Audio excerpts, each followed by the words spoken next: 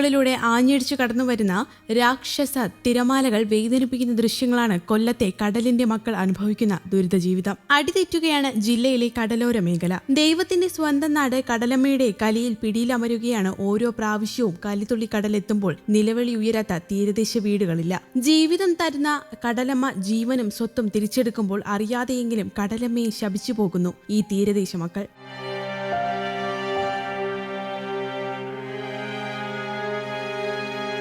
പട്ടിണിയിൽ നിന്നും പട്ടിണിയിലേക്ക് തള്ളിവിടുന്ന ദിനങ്ങൾ സമ്മാനിക്കുന്ന കടൽ. ഓരോ വർഷവും പ്രതീക്ഷിക്കാതെ എത്തുന്ന കടലിന്റെ താണ്ഡവം കഴിഞ്ഞ ഏതാനും വർഷങ്ങൾ ആദ്യതേയുള്ളൂ തുടങ്ങിയിട്ട്. സാധാരണ കടൽ പ്രക്ഷുബ്ധമാകുന്നത് കാലവർഷം എത്തുമ്പോഴാണെങ്കിൽ ഇപ്പോൾ ഏത് സമയത്തും കടൽ കരയിലേക്ക് ഇരമ്പിക്കയറുന്ന സ്ഥിതിയാണ്. അതിന് എന്താണ് കാരണങ്ങൾ തിരയുകയാണ് കടലിന്റെ മക്കൾ. കാലം തെറ്റിയെത്തുന്ന കടലാക്രമണത്തിന്റെ കാരണങ്ങൾ അവ്യക്തമായി തുടരുമ്പോൾ വീടും ജീവനും ജീവിതവും കടലമ്മയുടെ താണ്ഡവത്തിൽ തകരുമ്പോഴും ഇവർക്ക് താങ്ങാവേണ്ട ഭരണകൂടം തീരദേശത്തേക്ക് തിരിഞ്ഞു നോക്കാറില്ലെന്ന് മത്സ്യത്തൊഴിലാളികൾ പറയുന്നു.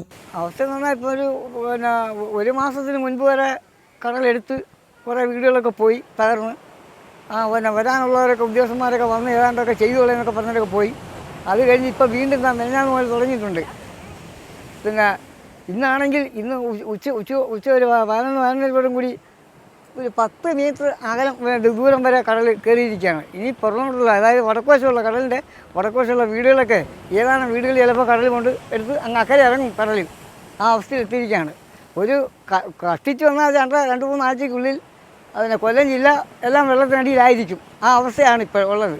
അതിനകത്ത് എന്തെങ്കിലും വല്ലതും ചെയ്യുന്നെങ്കിൽ കൊല്ലം ജില്ല രക്ഷിച്ചെടുക്കാത്തേ ഉള്ളൂ. തീരദേശ മേഖലയെ പ്രതിനിധാനം ചെയ്യുന്ന ജനപ്രതിനിധിയോട് കടലാക്രമണ ദുരിതത്തെപ്പറ്റി പരാതി പറഞ്ഞാൽ നൽകുന്ന മറുപടി മത്സ്യത്തൊഴിലാളികൾ തന്നെ പറയും. തിരഞ്ഞെടുപ്പ് കാലത്ത് തീരദേശ ദുരിതങ്ങൾക്ക് മാർഗങ്ങൾ കൈക്കൊള്ളുമെന്ന് പറയുന്നവർ വോട്ടിംഗ് കഴിഞ്ഞാൽ തിരിഞ്ഞു നോക്കാറില്ല ഈ ദുരിത തീരത്തേക്ക്. കഴിഞ്ഞ ഒരു മാസത്തിനു മുൻപ് ശക്തമായ കടലാക്രമണമാണ് തീരദേശം സാക്ഷ്യം വഹിച്ചത്. വീടുകൾ, മത്സ്യബന്ധന ഉപകരണങ്ങൾ, സമ്പാദ്യങ്ങൾ എല്ലാം കടലമ്മ കവർന്നു. തീരദേശവാസികൾ പൊറുതിമുട്ടി കടലമ്മയെ പോലെ പ്രക്ഷുബ്ധരായ കടലിന്റെ മക്കൾ തീരം വിട്ട് തെരുവിലേക്ക് ഇറങ്ങി. റോഡ് ഉപരോധിച്ചു. ജനപ്രതിനിധികൾക്കെതിരെ രൂക്ഷമായ ഭാഷയിൽ പ്രതിഷേധിച്ചു. ജില്ലാ ഭരണകൂടം ഇടപെട്ടു. മുന്നണി പ്രതിനിധികൾ വാഗ്ദാനങ്ങൾ പലതും നൽകി. എന്നാൽ ഒരു മാസം കഴിഞ്ഞിട്ടും ഒന്നും നടന്നില്ല. ഇപ്പോൾ വീണ്ടും തീരം കടൽ താണ്ഡവത്തിൽ അകപ്പെട്ടപ്പോൾ ആരുമില്ല ഇവരുടെ ദുരിതവും സങ്കടവും കേൾക്കാനും കാണാനും. ഇനി കാലവർഷം എത്താൻ ദിവസങ്ങൾ ബാക്കി നിൽക്കെ കള്ളക്കടൽ പ്രതിഭാസവും കാലവർഷ കടൽ കയറ്റവും ഒത്തുകൂടുമ്പോൾ കടലും തീരവും നഷ്ടപ്പെടുമോ എന്ന ഉത്തരം കിട്ടാത്ത ചോദ്യവുമായി കടലിരമ്പുന്ന മനസ്സുമായി രാക്ഷസ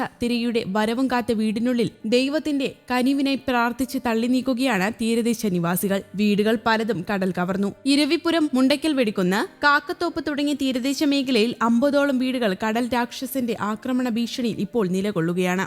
ന്യൂസ് ഡെസ്ക്, കേരള കൗമുദി.